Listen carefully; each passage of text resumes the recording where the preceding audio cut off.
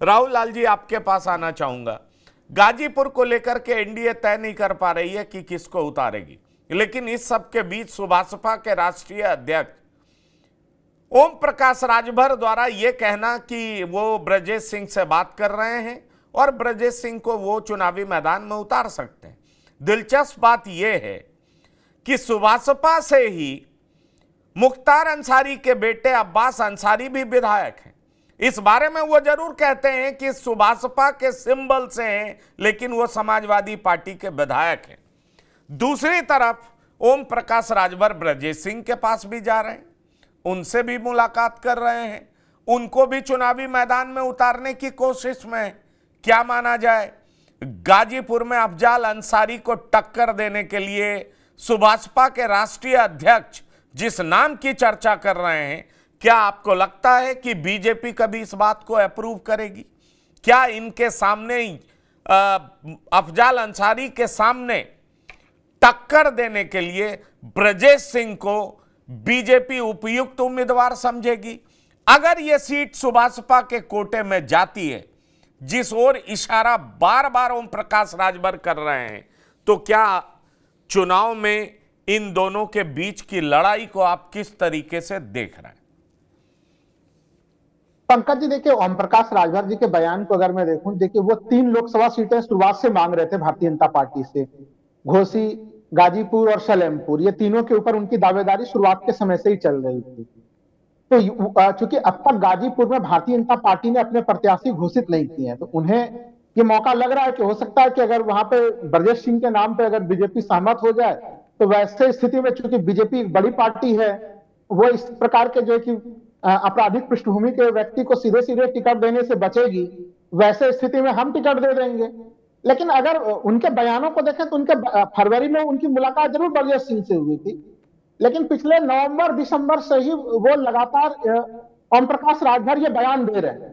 तो ओम प्रकाश राजभर की तैयारी तो पंकज जी पूरी तरह से है कि वो कहीं न कहीं गाजीपुर सीट उन्हें मिले और वो वहां से ब्रजेश सिंह को चुनाव लड़वाएं। क्योंकि मैंने उनके बयानों को देखा तो नवंबर दिसंबर से ये बयान उनके शुरू हो जाता है।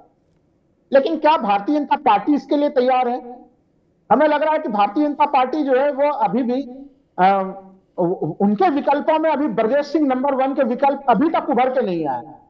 अगर ऐसी कुछ भी संभावना होती पंकज जी, तो फिर हमें यह दिखता कि कम से कम 2 सीटें तब उनको पहले ही आवंटित कर देते ओम प्रकाश राजभर को।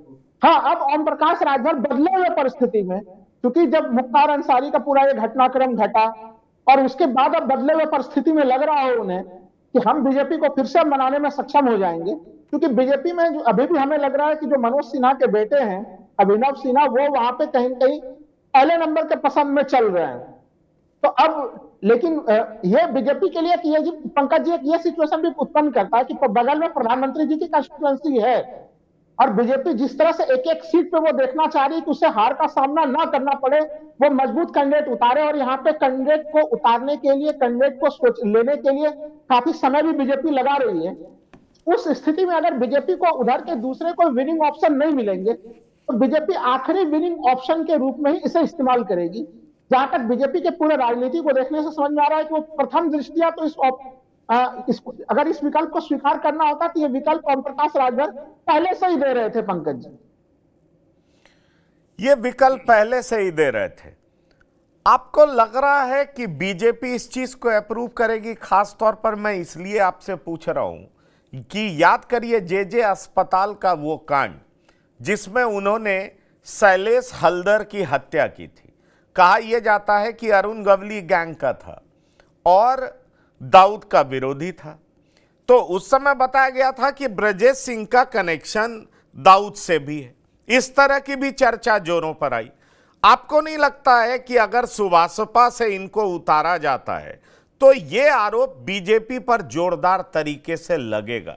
लेकिन क्या बीजेपी गाजीपुर में चुनावी समीकरण को साधने के लिए अफजाल अंसारी के सामने एक मजबूत उम्मीदवार के तौर पर ब्रजेश सिंह का नाम अप्रूव करेगी? सही राहुल जी ने कहा कि वहां पर अभिनव सिन्हा का भी नाम है। अभिनव सिन्हा के पिता मनोज सिन्हा हैं। मनोज सिन्हा वहां 2 बार एमपी रह चुके हैं। उनका बड़ा नाम है। रेल मंत्री रहते हुए, रेल राज्य मंत्री रहते हुए विकास के नाम पर उन्होंने बहुत कुछ किया है और जिसकी चर्चा भी होती है। पिछली बार वो हारे थे, लेकिन विकास बनाम जाति की लड़ाई में हारे थे और सपा और बसपा का कॉम्बिनेशन था।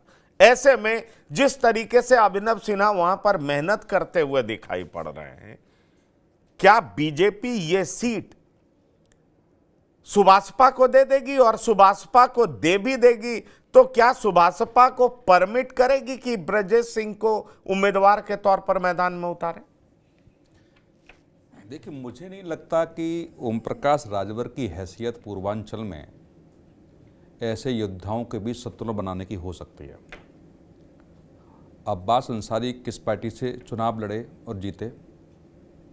जब एनडीए में ओम प्रकाश राजभर जी आते हैं तो इस बात की तमाम चर्चाएं हुई कि बड़ा सरकार सॉफ्ट हो जाएगी, हो सकता है। तमाम राजनीतिक गलियारों में बहुत तरीके की चर्चाएं उस समय थी। क्या हुआ? बीजेपी भी ये जानती है और समझती भी है कि पूर्वांचल में किसी एक चेहरे को स्थापित नहीं करना चाहती जिसके इर्द गिर्द वहाँ की राजनीति चले।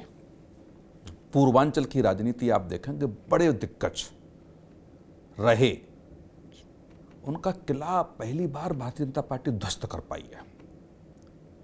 चाहे वो ब्रजेश सिंह जैसे लोग रहे हों, चाहे हरिशंकर तिवारी जैसे लोग रहे हों, चाहे अंसारी, चाहे अतीक अहमद। ऐसी स्थिति में क्या ओम प्रकाश, मैं व्यक्तिगत बात कर रहा हूँ, मैं नहीं समझ सकता कि ओम प्रकाश राजभर की ऐसी स्थिति है कि वो संतुलन बना पाएंगे। और संतुलन इसलिए बनाते हुए नहीं दिख रहा है कि ओम प्रकाश राजभर जी मीडिया के सामने आके कुछ भी बोलें, चर्चाएं कुछ भी हों। चुनाव के दौरान में आपने देखा होगा कि अंसारी जी के बेटे ने किस तरीके की अभद्र भाषा का उपयोग किया, उसमें एफआईआर भी हुई। उसके बाद क्या एनडीए में आने के बाद क्या राहत भारतीय जनता पार्टी की सरकार ने दी? इस बात को ओम प्रकाश राजभर जी को समझना पड़ेगा। अब राजनीतिक मजबूरी हो सकती है कि कुछ सीटों पर आपका प्रभुत्व है और बीजेपी नहीं गंवाना चाहती कि ओम प्रकाश राजभर के समर्थक जो हैं वो बीजेपी को फायदा पहुंचाने का काम करेंगे, इसमें कोई दो राय नहीं है। लेकिन क्या गाजीपुर सीट, गाजीपुर के आसपास की सीट, या अंसारी को आप देखेंगे तो गाजीपुर से लेकर बनारस तक आसपास की लगभग आधा दर्जन सीटें ऐसी थी जहाँ वर्चस्व कायम था। एक आपने एग्जाम्पल भी दिया कि उनके खिलाफ विधायक हो गए, उनको वो पचा नहीं पाया। और तमाम तरीके के आप देखेंगे कि वहाँ जो वर्चस्व रहा 90 के दशक से, अब जब हम चर्चा करें तो 90 के दशक के बाद छोटे छोटे ठेके जो थे, जो वर्चस्व अंसारी ने वहाँ कायम किया, वो एक ही व्यक्ति था जहाँ ब्रजेश सिंह उनके सामने मोर्चा संभाले हुए थे। कहीं ब्यूरोक्रेसी इन पे हाथ रखती थी, कभी इन पे हाथ रखती थी। ब्यूरोक्रेसी के अफसर अपने आप को बचाने के लिए सरकारों के हिसाब से काम करते थे और जिसकी सरकार है उसी हिसाब से उनका वर्चस्व उस पर रहता था। अब ऐसी स्थिति में मैं इसलिए कह रहा हूँ कि वो किला लगभग ध्वस्त हो चुका है। अब वो नहीं चाहेंगे, चाहे ब्रजेश सिंह जैसे हों, चाहे अंसारी के भाई हों, या ओम प्रकाश राजभर वो चाणक्य रणनीतिकार के रूप में वहाँ उभर के आएँ। मुझे नहीं लगता कि ऐसा कोई कदम ओम प्रकाश राजभर जी के लिए सहमत बीजेपी होगी। आपको नहीं लगता बीजेपी होगी? लेकिन एक सवाल ये तो है कि ब्रजेश सिंह के भतीजे चंदौली के एक सीट से विधायक हैं और लंबे समय से विधायक हैं, और कहा यह जाता है कि ब्रजेश सिंह की भी इच्छा है कि वो सांसद बने। उनके सहयोगी ये कहते रहे कि ब्रजेश सिंह को ऐसा लगता है कि वो सांसद बनेंगे तो संसद में बैठेंगे, संसद में बैठेंगे तो उनका दबदबा ज्यादा होगा। अब चूंकि मुख्तार अंसारी रहे नहीं, तो सवाल यह है कि मुख्तार अंसारी का वो दबदबा अब रहेगा नहीं, क्योंकि मुख्तार अंसारी दुनिया में रहे नहीं। ऐसे में ये राइट टाइम है कि वो गाजीपुर से सुभाषपा के जरिए संसद पहुंचे। बीजेपी को ऐतराज हो सकता है, लेकिन सुभाषपा के जरिए वो संसद पहुंचने की कोशिश कर सकते हैं, और सुभाषपा के कोटे में ये सीट आती है तो उनको लगेगा कि गाजीपुर मुफीद जगह है, यहां से चुनाव लड़ा जा सकता है। और बाहुबल ये लोग ऐसे बाहुबली लोग अब कहते हैं कि मुझे बाहुबली मत कहिए, मुझे जनबली कहिए। एक नया टर्म इन लोगों ने कॉइन कर लिया, राहुल लाल जी। सवाल ये उठता है कि बाहुबल, धन बल, सब चीज के दम पर ये चुनाव जीत भी सकते हैं।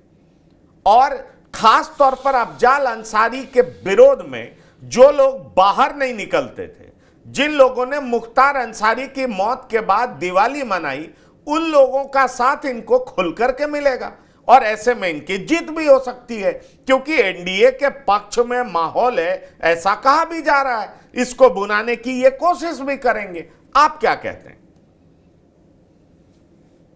पंकज जी, देखिए, दो तीन चीजें हैं जो आपने कार्यक्रम की शुरुआत में एक चीज कही थी कि अगर 2014 से 2019 में जो वहां पे सिन्हा जी की स्थिति रही, उन्होंने काम काज जो किया, क्योंकि मैं भी वहां पे गाजीपुर गया हुआ था, तो मैंने उन कामों को पंकज जी अपने आंखों से देखा है कि वो बड़े स्तर पर, क्योंकि उसके पहले भी जब वो नहीं थे सांसद, मैं वहां पे 2007-8 में भी गया था, फिर मैं वहां पे एक तरह से 2018 में भी गया, तो मुझे बड़े बदलाव जो है वो हमें दिखे वहां पे मनोज सिन्हा जी के कार्यकाल के दरमियान में। देखिए, बीजेपी के भीतर जो चर्चा हो सकती है इस चीज को लेके, एक तो देखिए कि अगर वहां पे 2019 में एक गठबंधन की स्थिति थी और उस गठबंधन में चूंकि 2014 में लगभग 33,000 वोटों से जो है वो मनोज सिन्हा चुनाव जीते थे, और हमें लग रहा है कि 2019 में 1 लाख समथिंग, सवा लाख के आसपास, 1,30,000 कुछ वोटों से वो अफजाल अंसारी जो है कि वो चुनाव जीते थे, लेकिन वो गठबंधन के साथ थे। अभी गठबंधन नहीं है, तो अगर वो उस जगह पे, मैं मान लेता हूं कि उस जगह पे अगर ब्रजेश सिंह को देते हैं तो विपक्ष के लिए बड़े मुद्दे होंगे यहाँ पे। भारतीय जनता पार्टी जिस तरह से हिंदुत्व के नारे के साथ चल रही है, वैसे स्थिति में जो साउथ के साथ जो समन्वय वाला आरोप है, क्योंकि देखिए तमाम घरेलू आरोप लगे पंकज जी, बीजेपी उसका जवाब दे सकती है। बीजेपी को हिंदुत्व के मुद्दे पे भी लड़ाई लड़नी है, राष्ट्रवाद के मामले पे भी जो है अपने परसेप्शन को मजबूत बना के रखना है, तो इन सब चीजों का खात्मा एक सीट जीतने के लिए बीजेपी करे, और वो भी जो है कि सुभाषपा जैसे पार्टी को वहां पे इतना स्थान दे, वो पहले घोषी भी दे दिया गया है उन्हें, फिर दूसरी सीट जो है कि उन्हें ये भी दे दिया जाए, तब तो एक तरह से मान लीजिए उन्होंने 3 सीटों की इच्छा प्रकट की थी पंकज जी, और तब तो 3 में से 2 की इनकी इच्छा पूरी हो गई। तो तब तो ऐसे स्थिति में जो स्थिति मजबूत होती है लोकसभा में, मैं मानता हूं कि फिर वो ओम प्रकाश राजभर के लिए एक मजबूत स्थिति होती है। वो अगर पूर्वांचल में जाति समीकरण के साथ और अलग अलग बाहुबलियों के साथ इस प्रकार के समीकरण बना के अगर चीजें करते हैं, तो मैं कौशिक जी के इस बात से सहमत हूं कि ये तमाम चीजों को भारतीय जनता पार्टी भी पसंद नहीं करेगी। वो उनके भी चीजों में नहीं है। अभी सोचिए कि बृजभूषण शरण सिंह को टिकट मिलेगा या नहीं मिलेगा पंकज जी, हम लोग अभी तक नहीं जान रहे हैं। उस सीटों को अब तक भारतीय जनता पार्टी उसको लेकर सार्वजनिक तौर पर घोषणा नहीं कर सकती।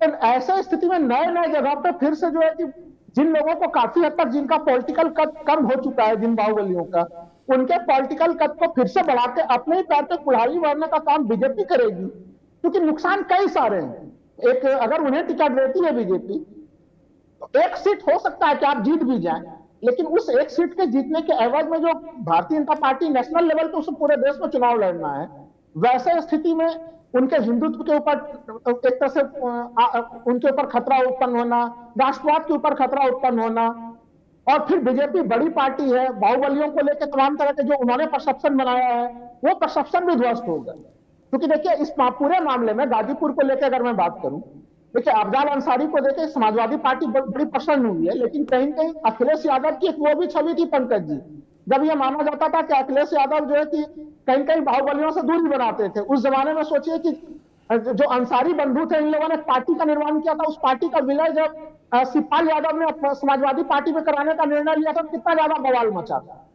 तो उस जगह से फिर अखिलेश यादव इस जगह पर आए, वो आलोचना के दायरे में भी।